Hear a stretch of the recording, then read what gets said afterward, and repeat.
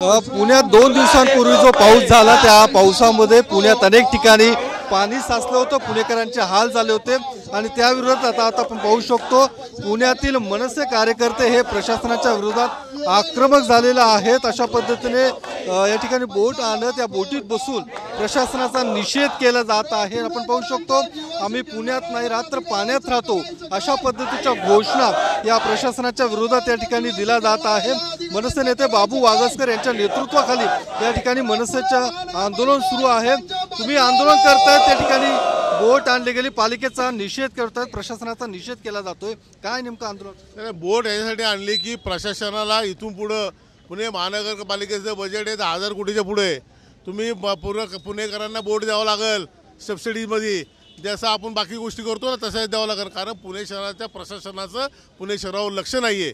ज्या पद्धतीने नाले साफ करायचे ते नाले साफ झाले नाहीत आणि नाले साफ ज्या ठिकाणी झालं तिथला गाळ तिथंच काढला ठेकेदारांनी, वर ठेवला। पहिल्या पावसात तो गाळ परत त्या नाल्यात गेला आणि त्याची बिलं निघल्या गेली।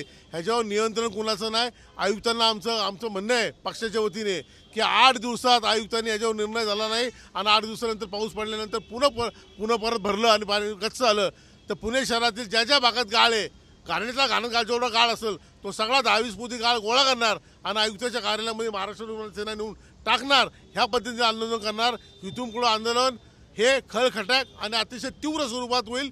पुणेकरांसाठी हे आंदोलन असणार आहे कारण हा पुणेकर अतिशय सहन करतोय। 2-2, 3-3 तास लागतात घरी जायला लोकांना। एकदा पाऊस पडला तर 2-2, 3-3 तास करायचं काय पुणेकरांनी? आणि आपण सांगतो मेट्रो सिटी आहे, 10,000 कोटी प्लसचं बजेट या पुणे शहराचं आहे, ह्याच्यावर प्रशासनावर नियंत्रण आणणार कोण? ह्यासाठी या ठिकाणी या पुणे शहराच्या वतीने हे आंदोलन या ठिकाणी करण्यात आलं आहे। तर आपण पाहू शकतो पुणेकरांच्या वतीने हे आंदोलन सुरू आहे आणि आक्रमक पद्धतीने हे सगळे मनसे कार्यकर्ते आंदोलन करताना आपल्याला या ठिकाणी पाहायला मिळतात आणि ज्या पद्धतीने हे सगळे आंदोलक आहे पालिका प्रशासनाचा निषेध या ठिकाणी करतात। कॅमेरामन सुशांत राऊतसह योगेश बोरसे, TV9 मराठी, पुणे।